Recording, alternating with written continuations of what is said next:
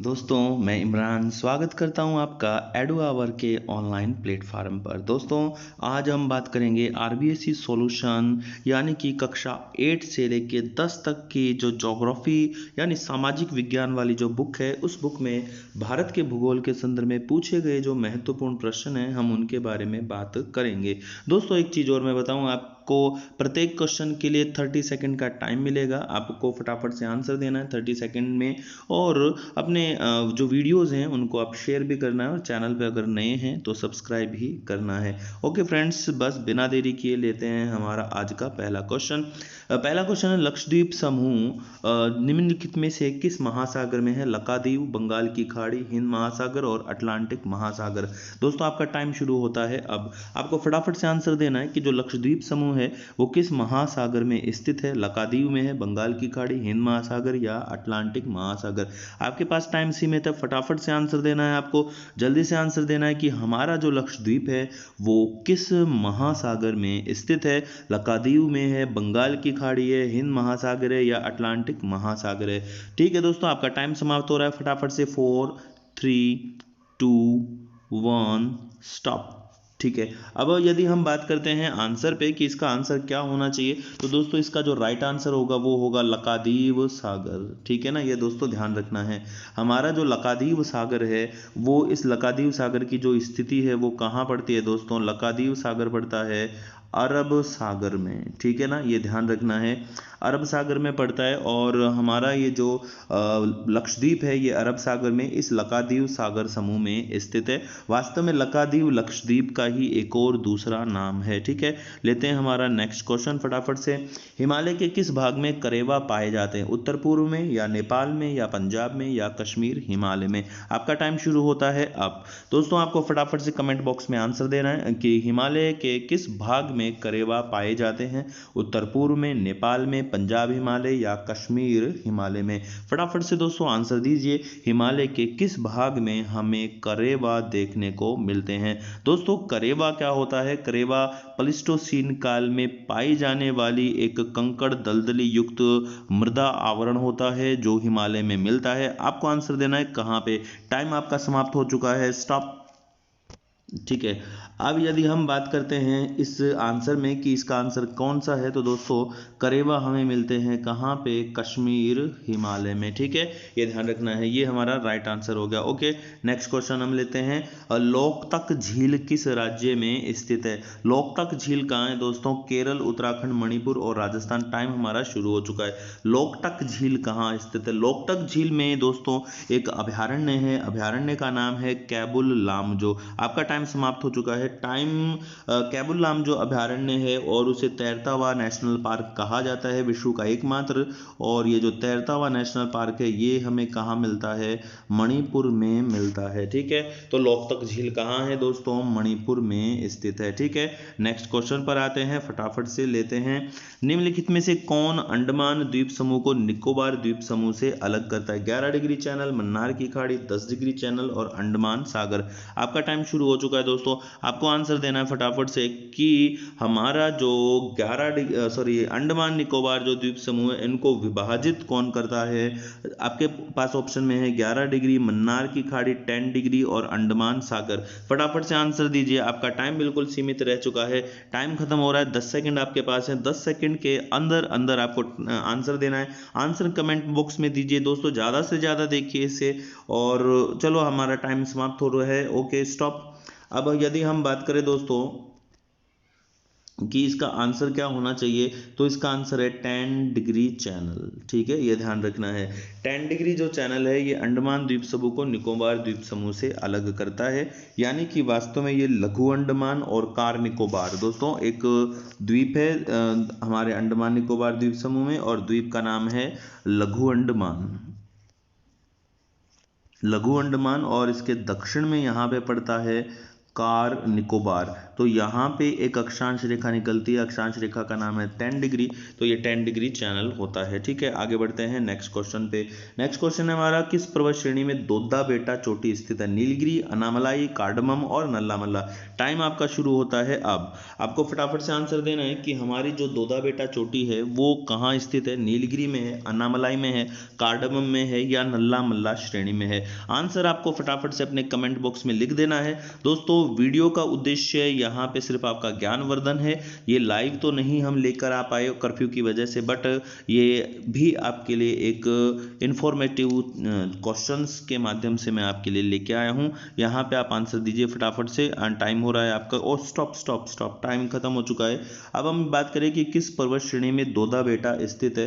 तो दोस्तों ये जो नीलगिरी की पहाड़ियां हैं जिनका विस्तार विशेषकर तमिलनाडु और केरला तक विस्तृत है, तो वहां पर दोद्दा बेटा होता है। और दोद्दा बेटा की जो हाइट है 2637 मीटर है और ये दक्षिण भारत की दूसरी सबसे ऊंची चोटी है, तमिलनाडु में स्थित है। ठीक है, नेक्स्ट क्वेश्चन पर आते हैं फटाफट से।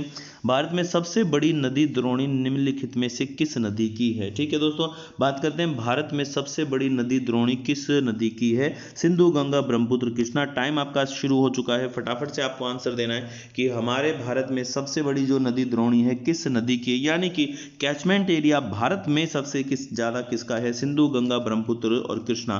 दोस्तों ओवरऑल सिर्फ हम बात करेंगे भारत की। वैसे अगर भारत और पाकिस्तान को मिला देते हैं तो नदी द्रोणी जो है वो अलग अलग नदियों की अलग अलग है, यानी फिर उस समय सिंधु या जो भी इसका आंसर है वो अलग होगा। लेकिन भारत में पूछा है तो भारत में इसका जो सबसे बड़ा नदी द्रोणी क्षेत्र है वो टाइम हमारा समाप्त हो चुका है, और सबसे बड़ी नदी द्रोणी क्षेत्र होता है हमारा गंगा। ठीक है ना, ये ध्यान रखना है। ओके फ्रेंड्स, आगे बढ़ते हैं, फटाफट से क्वेश्चन लेते हैं। नेक्स्ट क्वेश्चन पर आते हैं। नेक्स्ट क्वेश्चन है, निम्नलिखित में से किस राज्य की तट रेखा सबसे लंबी है? ऑप्शन है महाराष्ट्र, तमिलनाडु, गुजरात, आंध्र प्रदेश। टाइम आपका शुरू हो चुका है, फटाफट से टाइम शुरू करता हूं मैं। टाइम आपका शुरू हो चुका है। आपको आंसर देना है कि हमारे भारत में सबसे लंबी तटरेखा वाला राज्य कौन सा है? भारत में सबसे लंबी तटरेखा आपको बतानी है कि भारत में सबसे लंबी तटरेखा वाला राज्य कौन सा है? महाराष्ट्र है, तमिलनाडु है, गुजरात है, आंध्र प्रदेश है। भारत में सबसे लंबी तटरेखा कौन सी है? टाइम आपके पास सीमित है, फटाफट से आंसर देना है। सबसे लंबी तटरेखा वाला राज्य कौन सा है? टाइम खत्म हो रहा है आपका। 3, 2, 1 स्टॉप। ओके फ्रेंड्स, देखें अगर इसके आंसर की, तो आंसर सबसे लंबी जो तटरेखा हमें देखने को मिलती है वो मिलती है हमें गुजरात की। गुजरात की जो तटरेखा है करीब 1214 किलोमीटर होती है। ठीक है, आगे बढ़ते हैं नेक्स्ट क्वेश्चन पे। मैकाल पर्वत किस राज्य में स्थित है? मैकाल पर्वत किस राज्य में स्थित है? उत्तर प्रदेश में है, राजस्थान में है, बिहार में या छत्तीसगढ़ में? मैकाल पर्वतमाला किस राज्य में स्थित है? उत्तर प्रदेश, राजस्थान, बिहार, छत्तीसगढ़। टाइम आपका शुरू हो कर रहा हूं मैं। टाइम शुरू हो चुका है। आपको बताना है कि मैकाल पर्वतमाला किस राज्य में स्थित है। ऑप्शन के आधार पर आपको आंसर देना है। उत्तर प्रदेश है, राजस्थान, बिहार है, छत्तीसगढ़। एक हिंट मैं आपको दे देता हूं कि दोस्तों कि ये एक ऐसा राज्य है जो कि मध्य प्रदेश की सीमा पर स्थित है। मध्य प्रदेश की सीमा पर स्थित है, ध्यान रखना है। ठीक है, तो मध्य प्रदेश की सीमा पर आने वाला एक राज्य है। आपको आंसर देना है फटाफट से, आपका टाइम समाप्त हो रहा है। टाइम समाप्त हो गया है आपका। स्टॉप हो जाओ भाई, स्टॉप हो जाओ। अब मैकाल पर्वतमाला देखें तो उपरोक्त जो हमारे पास आंसर हैं उनमें से ये छत्तीसगढ़ में विस्तृत है, और ये वही पर्वतमाला है जिससे नर्मदा, महानदी और सोन नदियों का उद्गम होता है। ठीक है, नेक्स्ट क्वेश्चन पर आ जाते हैं। छोटा नागपुर का पठार क्षेत्र में देखे जाने वाले पैट्स का मतलब यहाँ पे धब्बे हैं, और इनको पैचेज कह सकते हैं हम। पैचेज है ना, पैट्स कह दो या पैचेज कह दो। यहाँ पे ये पैचेज हैं, पैच लगाते हैं ना, पेच वर्क, पेच, ये पेच है। जैसे रोड टूटी हुई होती है तो बीच में पेच लगाते हैं, बस वैसा ही है ये। तो अब यहाँ पे छोटा नागपुर के पठार में जो पैचेज देखने को मिलते हैं वो किसके हैं? आपको आंसर देना है। टाइम आपका शुरू हो चुका है। लेटेराइट के हैं ये, या तटबंध के हैं, या अयोग्य भूमि यानी ऊसर भूमि के हैं, या खारी भूमि के हैं? आपको फटाफट से अपना आंसर देना है कमेंट बॉक्स में कि हमारे छोटा नागपुर के पठार में कुछ पैचेज मिलते हैं, कुछ धब्बे मिलते हैं। ये धब्बे कहाँ किससे संबंधित है? लेटेराइट से हैं, या बंध से हैं यानी तटबंध से हैं, या अयोग्य भूमि है, या खारी भूमि है? आंसर फटाफट से कमेंट बॉक्स में दे दीजिए। वीडियो को जो ज़्यादा से ज़्यादा दोस्तों शेयर करते रहिए। और यहाँ पे आपका टाइम समाप्त हो रहा है। ओके फ्रेंड्स, अब बात करें छोटा नागपुर का पठार क्षेत्र में देखे जाने वाले पेट्स क्या हैं, धब्बे क्या हैं। तो ये छोटा नागपुर के पठार में कहीं कहीं लेटेराइट मृदा के रूप में ये पैचेज देखने को मिलते हैं। दोस्तों हम बात कर रहे हैं आरबीएससी सॉल्यूशन की 8 to 10 क्लास तक की जो बुक्स हैं उनको हम डेली लेकर आएंगे। डेली हम उन क्वेश्चन को सॉल्व करेंगे और आज ये हमारा पहला चैप्टर था। ठीक है, आगे बढ़ते हैं नेक्स्ट क्वेश्चन पे। डियागो गार्सिया द्वीप किस महासागर से संबंधित है? प्रशांत महासागर है, हिंद महासागर, अंध महासागर या उत्तर ध्रुव महासागर? टाइम शुरू हो चुका है आपका, फटाफट से आपको आंसर देना है कि डियागो गार्सिया जो द्वीप है, बता दूं यहाँ पे नौसैनिक हवाई अड्डा है यूएसए का। दोस्तों यूएसए का नौसैनिक हवाई अड्डा है, ब्रिटेन के अधिकार में है। अब किस महासागर में है, फटाफट से आंसर दे दीजिए। किस महासागर में है ये डियागो गार्सिया द्वीप? फटाफट से आंसर दीजिए। द्वितीय विश्व युद्ध के बाद यूएसए ने यहाँ पे नौसैनिक हवाई अड्डा स्थापित किया था। फटाफट से आंसर दीजिए और आपके पास टाइम सीमित है और टाइम स्टॉप हो चुका है। टाइम स्टॉप हो गया भाई, अब अपना आंसर देना बंद कर दें। अब अगर हम देखें कि डियागो गार्सिया कहाँ है, तो दोस्तों ये डियागो गार्सिया है कहाँ पे? हिंद महासागर में है। डियागो गार्सिया जो द्वीप है ये कहाँ है दोस्तों? हिंद महासागर में है। ठीक है, आगे बढ़ते हैं नेक्स्ट क्वेश्चन की और नेक्स्ट क्वेश्चन है सरक्रीक कहाँ स्थित है? गुजरात के साथ भारत की सीमा पर, लद्दाख के साथ भारत पाक की सीमा पर, उत्तर पूर्व में भारत चीन सीमा पर यानी और मैकमोहन रेखा पर और भारत म्यांमार की सीमा पर। टाइम आपका शुरू हो चुका है, आंसर देना है कि सरक्रीक क्षेत्र कहाँ है। सरक्रीक क्षेत्र कहाँ है? गुजरात के साथ सीमा पर है या लद्दाख या उत्तर पूर्वी भारत में चीन के साथ या भारत म्यांमार की सीमा पर? फटाफट से आंसर अपना कमेंट बॉक्स में डाल दीजिए, कमेंट बॉक्स में आंसर दे दीजिए फटाफट से। दोस्तों हम लेकर आए हैं आपके लिए आरबीएससी सॉल्यूशन। आरबीएससी सॉल्यूशन है ये, आरबीएससी की जो बुक्स हैं हमारी राजस्थान माध्यमिक शिक्षा बोर्ड की, उनसे रिलेटेड ये हमारा मैटर है। ओके दोस्तों, टाइम समाप्त हो चुका है। अब यदि हम बात करते हैं आंसर की, तो इसका जो राइट आंसर बनता है वो ये है, गुजरात के साथ जो भारत और पाक की सीमा लगी हुई है वहां पे सरक्रीक का विस्तार है। ठीक है, आगे बढ़ते हैं नेक्स्ट क्वेश्चन पे। निम्नलिखित में से किसको भारत की श्रिम्प राजधानी कहा जाता है? बहुत ही प्यारा क्वेश्चन है दोस्तों। आरबीएससी सॉल्यूशन हम लेकर आए हैं आपके लिए, कक्षा 8 से 10 तक की जो बुक्स हैं उनसे संबंधित जो क्वेश्चन है आप जो बनेंगे हम उनकी यहाँ पर चर्चा करने वाले हैं। ओके फ्रेंड्स, तो आपका टाइम शुरू होता है। अब आपके पास ऑप्शन है मंगलूर, नागपट्टनम, कोच्चि और नेल्लूर। नेल्लूर या नेल्लोर भी हम कह सकते हैं। कहाँ कौन है जो भारत की श्रिम्प राजधानी कहलाता है? हो सकता है आपने ये क्वेश्चन पहली बार सुना हो और हो सकता है किसी ने पहले सुन रखा हो। तो फटाफट से आंसर अपना कमेंट बॉक्स में दे दीजिए कि कौन है भारत की श्रिम्प राजधानी। कौन? मैंगलोर है, नागपट्टनम है, कोच्चि है या नेल्लोर है?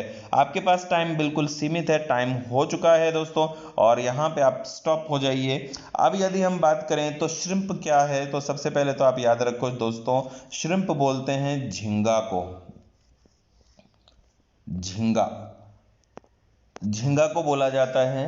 अब ये झींगा उत्पादन के लिए एक क्रांति होती है जिसको वैसे गुलाबी क्रांति भी कहा जाता है और श्रिम्प कल्चर भी कहा जाता है।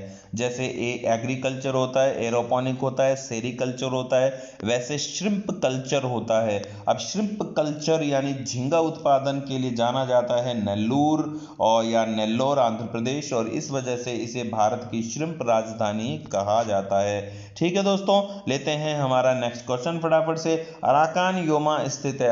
टाइम आपका शुरू हो चुका है। अराकान योमा कहाँ है? Balochistan, Myanmar, Nepal, Kashmir. Arakan Yoma पर्वत कहाँ है? दोस्तों ये अराकान योमा पर्वत भारत की सीमा पर स्थित है, उस देश के साथ सीमा बनाते हुए स्थित है जिस देश में ये स्थित है। आंसर दे दीजिए फटाफट से कि अराकान योमा जो पर्वत है वो कहाँ स्थित है। इसे हिमालय का ही मोड़ माना जाता है। आप फटाफट से आंसर दें कि अराकान योमा कहाँ स्थित है। अराकान योमा कहाँ स्थित है। टाइम आपका समाप्त हो चुका है। इजी क्वेश्चन था ये, सीधा आंसर दे देना चाहिए था मुझे। अराकान योमा है दोस्तों म्यांमार में और भारत और म्यांमार की सीमा पर ये स्थित है। लेते हैं फटाफट से नेक्स्ट क्वेश्चन। निम्नलिखित में से भारत में सबसे शुष्क क्षेत्र कौन सा है? बहुत ही प्यारा क्वेश्चन है दोस्तों, बहुत बहुत प्यारा क्वेश्चन है। आरबीएससी की जो बुक्स है उनसे संबंधित जितने भी क्वेश्चन है वो हम यहाँ पर लेके आएंगे आपके लिए। बस आप फटाफट से चैनल को सब्सक्राइब कीजिए, शेयर कीजिए। टाइम आपके पास बहुत कम रह गया है कि तेलंगाना, मारवाड़, विदर्भ और मराठावाड़ा, इनमें से कहां पर है भारत का शुष्कतम स्थान?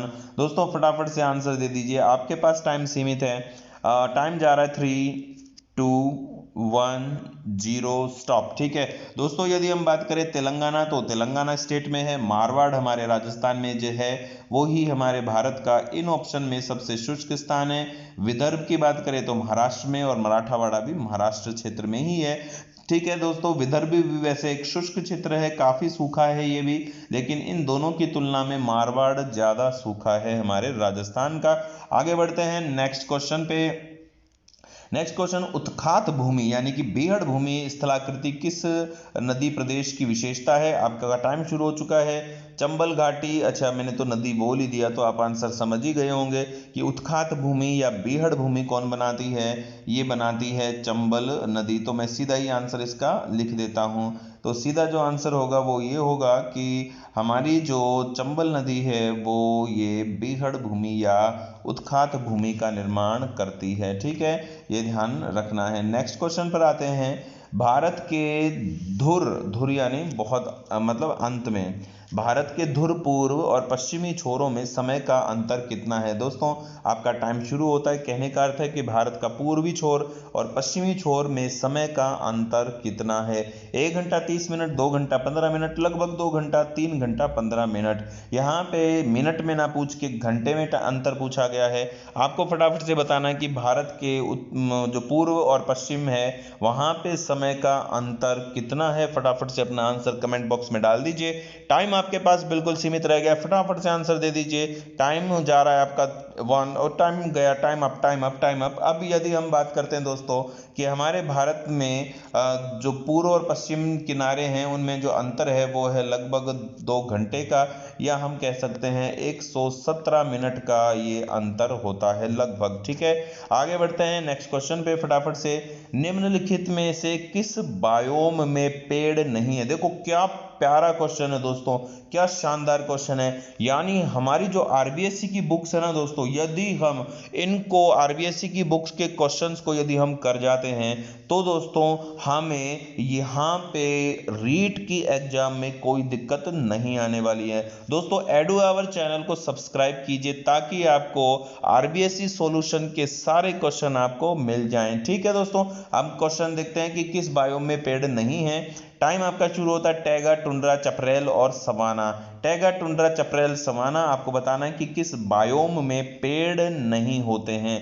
पेड़ नहीं होता है, वनस्पति भी होती हैं, वो भी जड़ विहीन, पत्ती विहीन होती हैं, या छोटे फूलों वाली पौधे उगाते हैं। तो यहाँ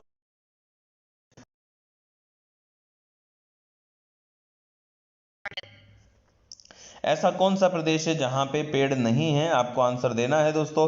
टैगा, टुंड्रा, चपरेल, सवाना। आपका टाइम समाप्त हो चुका है।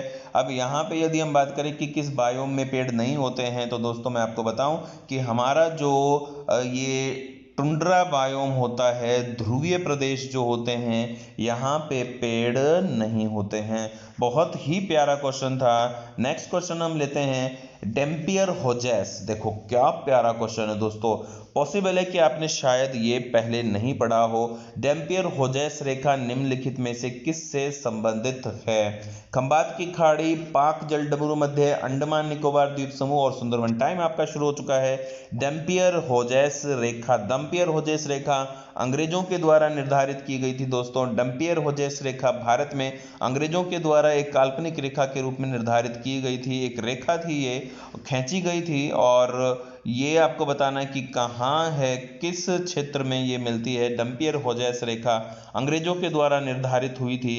टाइम आपका सीमित रह गया है, फटाफट से आंसर दीजिए कि डम्पेज होजेस रेखा, डम्पियर होजेस रेखा कहाँ है। टाइम समाप्त हो चुका है दोस्तों। मैं बताऊं कि ये अंग्रेजों के द्वारा खींची गई थी। 24 परगना जो जिला है पश्चिम बंगाल का, उसके उत्तर से निकलती है और सुंदरबन क्षेत्र में ये विस्तृत है, डेम्पियर होजेस लाइन। ठीक है, आगे बढ़ते हैं नेक्स्ट।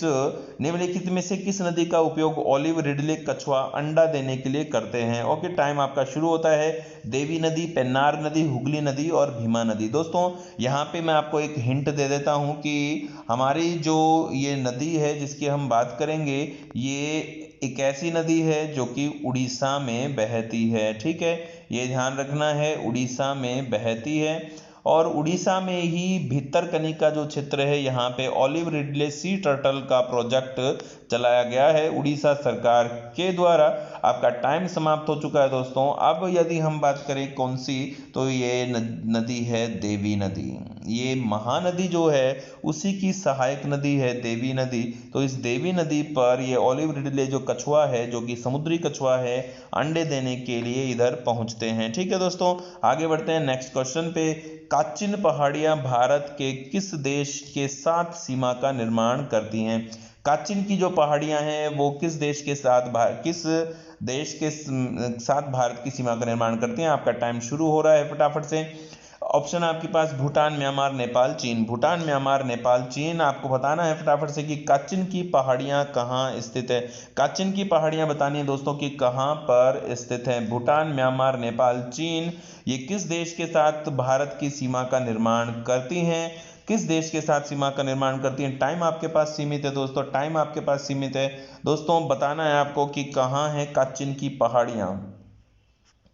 आंसर चलो टाइम हो गया हमारा। अब ये काचिन की पहाड़ियां भारत और म्यांमार के बीच सीमा बनाती हैं और दोस्तों ये म्यांमार में ही पड़ती हैं, काचिन प्रांत में। ठीक है, आगे बढ़ते हैं नेक्स्ट क्वेश्चन पे। बहुत ही प्यारा क्वेश्चन। कौन सा कथन गलत है? सुंदरवन डेल्टा विश्व का सबसे बड़ा मैंग्रोव उत्पादक है। भारत विश्व का सबसे बड़ा माइका उत्पादक है। यहाँ पे माइका शीट लिखना चाहिए था, एक चीज मैं लिख देता हूँ यहाँ पे, माइका शीट मानना। भारत विश्व में सबसे बड़ा माइका शीट का उत्पादन करता है। ठीक है, शीट का। दूसरा, ईस्टर आइलैंड एकमात्र ऐसा देश है जो पृथ्वी पर भारत की ठीक विपरीत स्थिति में, और भारत की सबसे बड़ी खारे पानी की झील है वो गुजरात में स्थित है। दोस्तों इसका जो टाइम है वो तो मैं शुरू कर देता हूँ, लेकिन यहाँ पे मैं सीधा इसका आंसर बताना चाहूँगा कि बिल्कुल हमारा जो सुंदरवन डेल्टा है वो क्या है, विश्व में सबसे बड़े मैंग्रोव उत्पादक प्रदेशों में से, सबसे बड़े विस्तार में से आता है। माइका शीट यानी अभ्रक की शीट का सबसे ज्यादा उत्पादन भारत ही करता है। दूसरा, ईस्टर आइलैंड जो पूर्वी द्वीप है, वो एक ऐसा प्रदेश है, पूर्वी द्वीप क्षेत्र, जो कि भारत में जहां स्थिति है विश्व मानचित्र में, उसके जस्ट अपोजिट स्थित है ग्लोब में। दूसरा, भारत की सबसे बड़ी खारे पानी की झील गुजरात में नहीं है, वो सबसे बड़ी जो झील है खारे पानी की वो है चिल्का झील, और चिल्का झील उड़ीसा में स्थित है। ठीक है, नेक्स्ट क्वेश्चन। निम्नलिखित में से भारत का सबसे कम ऊंचाई वाला क्षेत्र? क्या प्यारा क्वेश्चन है भाई दोस्तों। क्वेश्चन ऐसे आता है कि यदि आपसे पूछे कि विश्व में सर्वाधिक ऊंचाई वाला स्थान या भारत का सबसे ऊंचा क्षेत्र, तो कंचनजंगा। और भारत का सबसे निम्नतम स्थान अगर आपसे पूछा जाए तो आपको आंसर देना है। आपके पास टाइम तो सीमित है ही, टाइम मैंने आपका सीमित कर रखा है, उस टाइम के अंदर अंदर आपको अपना कमेंट बॉक्स में आंसर देना है कि कौन है भारत का सबसे कम ऊंचाई वाला क्षेत्र। कुट्टानाद केरल, सौराष्ट्र कर्नाटक, कोरोमंडल तमिलनाडु, मालाबार तट केरल, कौन है जो भारत का सबसे कम ऊंचाई वाला क्षेत्र है? टाइम आपका समाप्त हो चुका है। तो दोस्तों मैं आपको आंसर देता हूं, इसमें जो कुट्टानाद जो क्षेत्र है केरला, ये समुद्र तल से भी 2 मीटर नीचे है लगभग, और ये हमारे भारत का सबसे कम ऊंचाई वाला स्थान है। ठीक है, आगे बढ़ते हैं नेक्स्ट क्वेश्चन पे। नेक्स्ट क्वेश्चन है, क्षेत्रफल के मामले में निम्नलिखित में से कौन सा देश भारत से बड़ा नहीं है? दोस्तों आपको फटाफट से आंसर देना है कि भारत से बड़ा कौन नहीं है। आपको सीरीज तो ध्यान ही होगी, रूस, कनाडा, यूएसए, चीन, Australia, Brazil, Bharat, Brazil, Australia, Bharat. तो ब्राजील, ऑस्ट्रेलिया, भारत में, तो रूस, Canada, USA, Brazil, Australia, Bharat में। ऑस्ट्रेलिया भी आ रहा है बड़े देशों में। ठीक है, और ब्राजील भी और कनाडा भी। तो एक ही ऐसा देश है इंडोनेशिया जो कि भारत से छोटा है उपयुक्त ऑप्शन में। ठीक है, आगे बढ़ते हैं नेक्स्ट क्वेश्चन पे फटाफट से। खारदुंगला पर्वतीय दर्रा किस राज्य में स्थित है? हिमाचल में, उत्तराखंड, जम्मू कश्मीर, सिक्किम। टाइम आपका शुरू हो चुका है, फटाफट से आंसर दीजिए। खारदुंगला के लिए मैं खास बात बता दूं दोस्तों कि ये भारत का मोटर वाहन चलाने योग्य सबसे ऊंचा दर्रा है। भारत का मोटर वाहन चलाने योग्य सबसे ऊंचा दर्रा है। आपको बताना है कहां पर है, हिमाचल, उत्तराखंड, जम्मू कश्मीर, सिक्किम। फटाफट से आंसर दीजिए, क्या राइट आंसर है इसमें या कुछ और इसका आंसर होना चाहिए। आप फटाफट से आंसर दीजिए कि खारदुंगला पर्वतीय जो क्षेत्र है वो कहाँ स्थित है। आपका टाइम समाप्त हो चुका है, स्टॉप। अभी दोस्तों मैं इसका राइट आंसर दे देता हूँ, इनमें तो नहीं है, वैसे जम्मू कश्मीर होना चाहिए था, लेकिन जम्मू कश्मीर से लद्दाख को अलग कर दिया है। तो अभी जो खारदुंगला है वो कहाँ पड़ता है, लद्दाख केंद्र शासित जो प्रदेश है वहाँ पे पड़ता है। और ये भारत का सर्वाधिक ऊंचाई पर स्थित मोटर वाहन चलाने योग्य दर्रा है। आगे बढ़ते हैं, भारत के स्थलाकृतिक मानचित्र किस संगठन के द्वारा बनाए जाते हैं। टाइम आपका शुरू हो चुका है। आपको ये बताना है कि भारत के स्थलाकृतिक जो मानचित्र हैं यानी टोपोग्राफिकल जो मैप हैं वो कौन बनाता है हमारे भारत का, कौन बनाता है। भारतीय भूवैज्ञानिक सर्वेक्षण, भारतीय सर्वेक्षण, भारतीय भौगोलिक सर्वेक्षण, उपयुक्त में से कोई नहीं। फटाफट से आंसर देना है आपको कि कौन है जो भारत के टोपोग्राफिकल यानी स्थलाकृतिक मानचित्र बनाता है। फटाफट से आंसर दे दीजिए, आपका टाइम बिल्कुल सीमित रह गया है, टाइम आपका अप होने वाला है। टाइम अप दोस्तों, टाइम खत्म हो चुका है।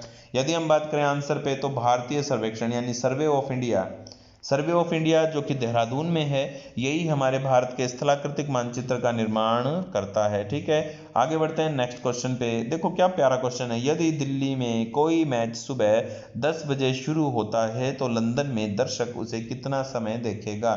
टाइम आपका शुरू हो चुका है, कैलकुलेशन का समय है। आपको यहाँ देखना है कि यदि हम बात करते हैं हमारी ग्रीनविच रेखा की और यदि हम बात करें भारतीय मानक समय रेखा की, तो भारतीय मानक समय रेखा तो आपको पता ही है कि 82.5 डिग्री पूर्व देशांतर रेखा है वो, और ये ग्रीनविच है। तो दोस्तों यहाँ से यहाँ में करीब 5.5 घंटे का अंतर है।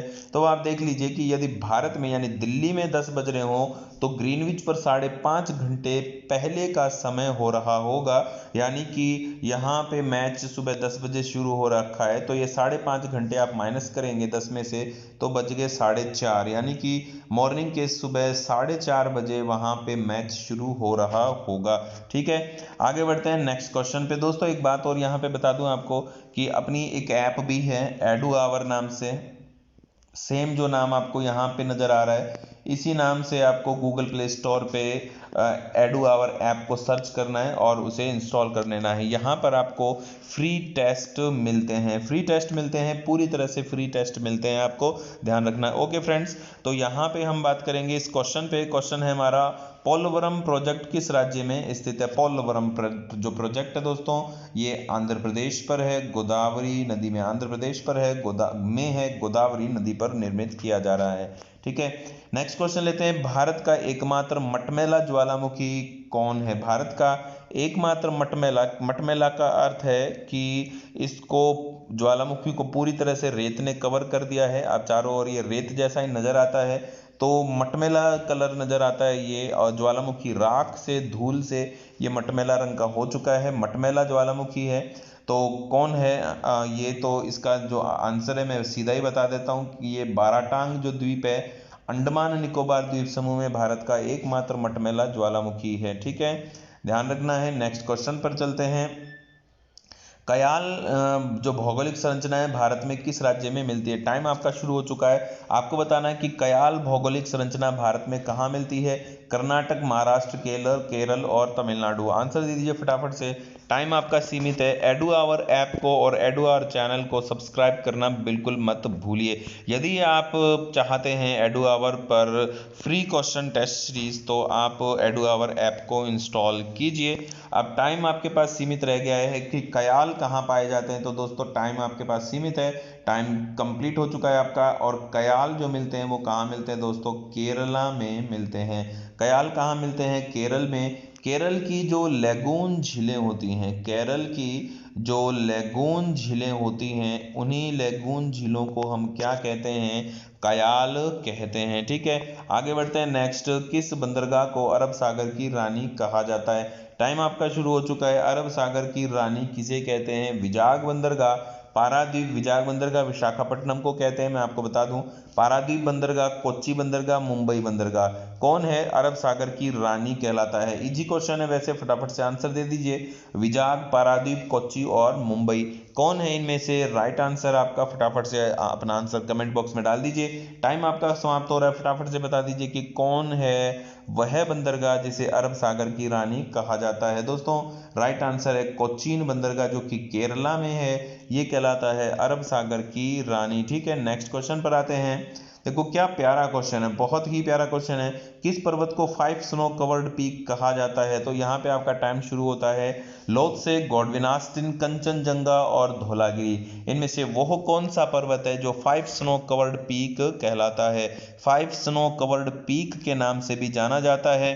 आरबीएससी की बुक से लिए गए ये बहुत ही शानदार क्वेश्चंस हैं। कुछ क्वेश्चंस जो हैं वो आरबीएससी के जो तथ्य हैं उनसे संबंधित करके मेरे द्वारा बनाए गए हैं। और भी इस तरह के क्वेश्चन आप लेना चाहते हैं तो एडू आवर की ऐप पर आपको ये पूरा सेट मिल जाएगा। 8th क्लास, 9th क्लास और 10th क्लास के 3 सेट आपको एडू आवर की ऐप पर मिल जाएंगे। निम्नलिखित में से किस पर्वत को 5 स्नो कवर्ड पीक कहा जाता है? तो राइट आंसर है कंचनजंगा। दोस्तों कंचनजंगा जो पर्वतीय क्षेत्र है उसमें क्या 5 पर्वत चोटियां हैं नजदीक नजदीक एक ही एरिया में, वो पूरा कंचनजंगा ही है ना, इस तरह से पूरा कंचनजंगा ही है। और उसमें 5 जो चोटियां हैं वो बर्फ से ढकी हुई रहती हैं और इस वजह से इन्हें 5 स्नो कवर्ड पीक भी कहा जाता है। ठीक है, आगे बढ़ते हैं। सतमाला की पहाड़ियां किस राज्य में स्थित है? टाइम आपका शुरू कर रहा हूं मैं। गुजरात, यूपी, महाराष्ट्र, राजस्थान। सतमाला की पहाड़ियां कहाँ हैं ये आपको बताना है कि गुजरात में है, यूपी में है, महाराष्ट्र में है और राजस्थान में। टाइम आपका सीमित है, फटाफट से आंसर दीजिए कि सतमाला की पहाड़ियां भारत में कहाँ है। टाइम आपका सीमित है, फटाफट से आंसर देना है कि सतमाला की पहाड़ियां भारत में कहाँ है।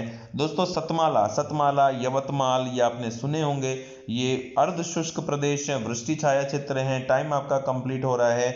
और सतमाला की पहाड़ियां जो हैं वो कहाँ हैं दोस्तों? महाराष्ट्र में पड़ती हैं। ठीक है, आगे बढ़ते हैं नेक्स्ट क्वेश्चन पे।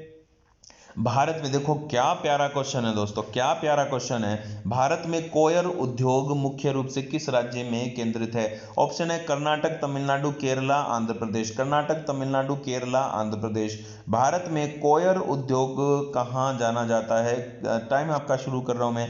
कोयर कर्नाटक, तमिलनाडु, केरल, आंध्र प्रदेश। कौन सा है मुख्य कोयर उद्योग के लिए जो कि जाना जाता है? कोयर उद्योग के लिए कौन सा राज्य संकेंद्रित है? कोयर किसको कहते हैं ये मैं आपको बता देता हूं। कोयर उद्योग मुख्य रूप से किस राज्य में है, हम इसकी बात कर रहे थे। तो कोयर उद्योगों के लिए कौन जाना जाता है? फटाफट से आपको आंसर देना है। टाइम आपका शुरू होता है। कर्नाटक, तमिलनाडु, केरल, आंध्र प्रदेश। कोयर उद्योग के लिए कौन जाना जाता है? कर्नाटक, तमिलनाडु, केरल, आंध्र प्रदेश। फटाफट से आंसर दीजिए कि कोयर उद्योग क्या होता है। दोस्तों मैं बता रहा था आपको कि कोयर उद्योग जो होता है वो क्या होता है, नारियल के जो छिलके होते हैं उनको हम कोयर उद्योग कहते हैं। तो कोयर उद्योग के लिए कौन जाना जाता है? कोयर उद्योग के लिए भारत में कौन जाना जाता है? तो दोस्तों इसका राइट आंसर आप जान ही गए होंगे हिंट देने से, तो ये केरल जाना जाता है। ओके दोस्तों, आज का लास्ट क्वेश्चन हम लेते हैं फटाफट से। स्टिलवेल जो रोड है भारत को किस पड़ोसी देश से जोड़ता है? दोस्तों आपका टाइम शुरू होता है। स्टिलवेल रोड भारत को किस पड़ोसी देश से जोड़ता है? चीन, भूटान, बांग्लादेश, पाकिस्तान। चीन, भूटान, बांग्लादेश, पाकिस्तान। दोस्तों ये रोड बनाई थी यूएसए के द्वारा बनी थी और द्वितीय विश्व युद्ध के समय इस रोड को बनाया गया था। इसको लोढो रोड भी कहा जाता है, लोढो सड़क इसे कहा जाता है। स्टिलवेल रोड बनी थी, मैं सीधा आंसर दे देता हूं आपको। ये जो रोड बना था ना, ये बना था चीन की सीमा के सहारे, यानी कि चीन और भारत को जोड़ते हुए ये रोड का निर्माण हुआ था। ठीक है, ध्यान रखना है। ओके फ्रेंड्स, तो हमारे आज के वीडियो में सिर्फ इतना ही। कंटिन्यू साथ बने रहने के लिए थैंक यू। जय हिंद।